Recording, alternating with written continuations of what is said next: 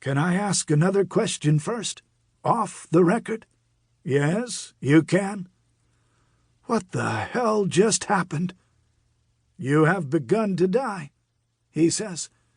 I don't mean that, I say. Oh, you mean him, God says. You tell me. Tell you what? I have no idea. Neither do I, he says. But that's how I chose to make you humans, full of surprises. I feel a sudden draft from the dark. A sigh, I assume. And then he says, So talk to me, Sam. Who are you? This gives me pause. I've been expecting to die for quite a while, since I turned 100, certainly. I was pushing 116 till a couple of minutes ago, which has for some time been daily surprising the hell out of me. But I haven't been particularly religious for many decades, in spite of spending plenty of this nation under God time in pews as a boy, reading and retaining verses. But that passed soon enough. So at no time have I been expecting a judgment day, if that's what this is. May I ask one more question? Yes.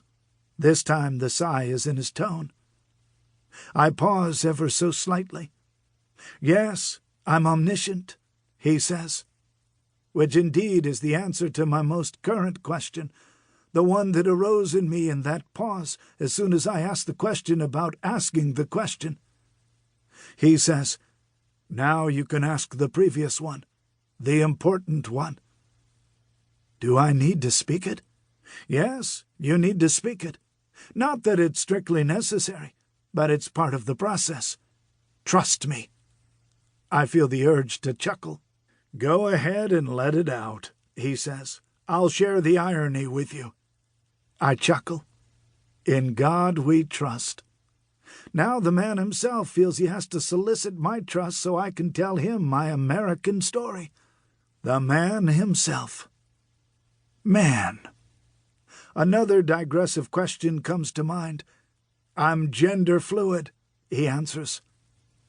For a guy born in 1901, this was another difficult concept that had lately floated from the screen at the end of my bed, one I have struggled to understand.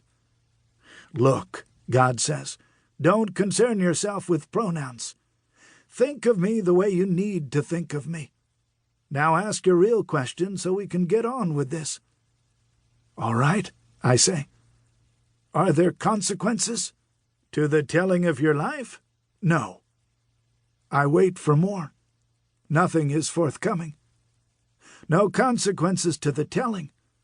But how about to the life itself? He reads my mind. Ambiguous, he says. Yes, I admit it. But you'll find I've always been ambiguous with humanity. You surprise me, I surprise you.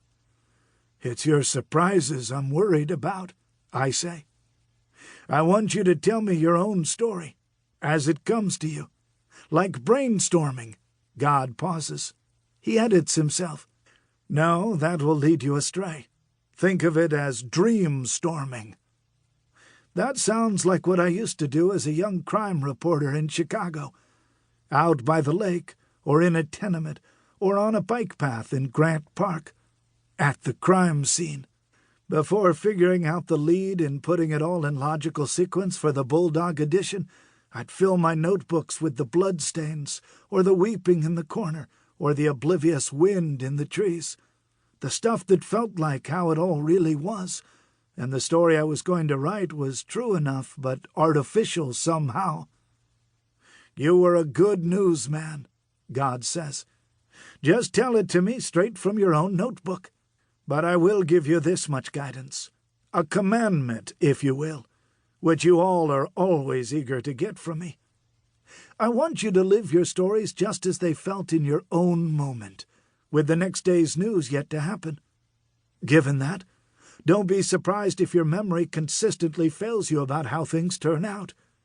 You will inhabit your past as you lived it, without knowing the future that will come of it. And until you and I are nearly finished,